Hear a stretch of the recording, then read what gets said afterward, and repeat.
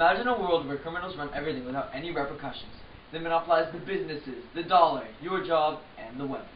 Ladies and gentlemen, boys and girls, fellow competitors, and honorable judges, today I'll be talking to you all about gun control. At the moment, gun control is an extremely controversial topic, not only in the US, but in most countries all around the world. There is a very good reason for this, though, because it's so controversial because any change in gun control, whether making guns easier or harder to get, will create a huge change in the public safety. First of all, let me explain what gun control actually is. Webster's dictionary describes gun control as the regulation of the selling, owning, and the use of guns. Basically, it determines how easy it is to get a gun where you live. If you're over 18 and live in the US,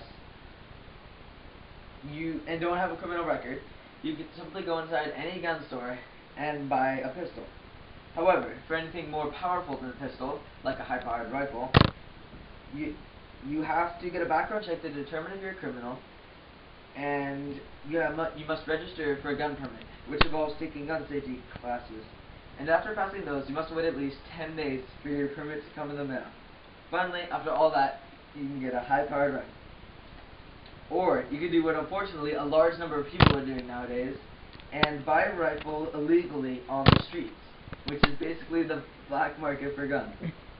In most places, there are more guns on the streets than in the stores, which, for some people, sometimes even criminals, it means that there doesn't necessarily have to be a background check in order to get a gun. This seems incredibly unsafe, which is why many people in high authority, especially our president, are pushing for stricter gun control. It might seem easy on paper, just get rid of all the guns that people have, but I'll explain how it's really not that simple. First of all, like I said before, there are more guns on the street than in the stores. And a lot of the guns on the street are owned by criminals or gang members. It's highly unlikely that these types of people would be willing to give up these people who are bent on violence would be willing to give up their guns. While it's not that unlikely to disarm law-abiding citizens. This creates a problem now. The criminal is now the only person with a gun. While the robber might have been afraid of going into a house because the person might have had a gun, now, since there's stricter gun control, he has no worries of getting shot or arrested. He has the upper hand. This is a huge problem in Great Britain at the moment, where gun laws have been made immensely strict.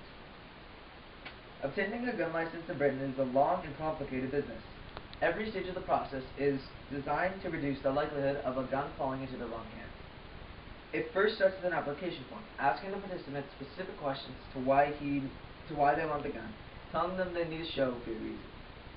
Many people think that it's a good thing that it's hard to get a gun in Britain, but in reality, it's not. When the government in the UK asked for the guns back, the only ones who did were the citizens, not the criminals. So guess what happened? Gun crimes went up 600%. And it wasn't only gun-related crimes. It was also domestic burglary, retail burglary, and drug offenses. This hasn't helped the UK one bit, and we certainly don't want that happening over here. So, in conclusion, I hope you realize that not everything is always what it seems, and that while some things might seem good on paper, it may not always work in real life. Thank you.